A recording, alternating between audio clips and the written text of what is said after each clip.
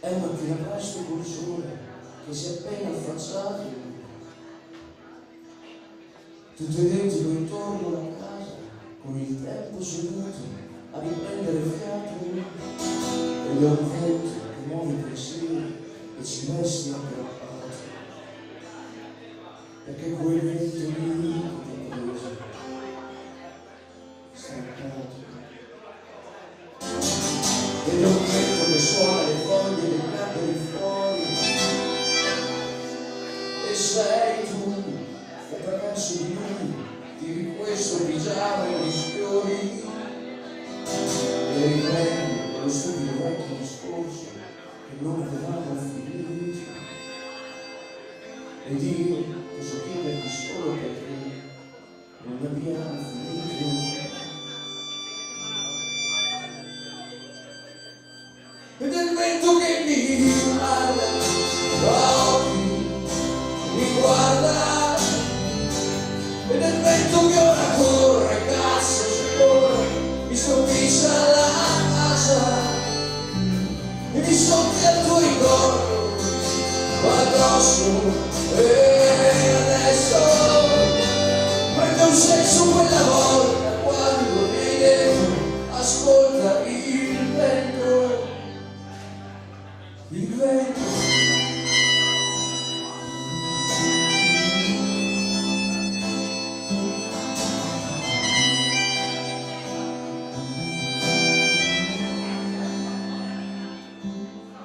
sceglierei tutta quanta la vita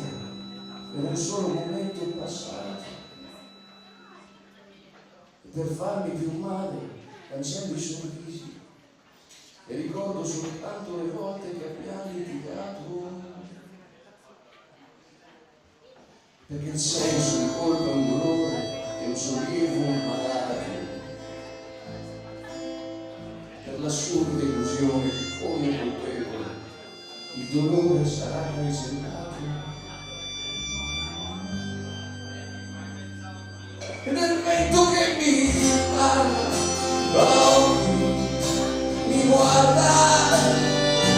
ed è il vento che ora corre, cazzo se corre, mi stordisce alla casa, mi soffia il tuo ricordo addosso, e adesso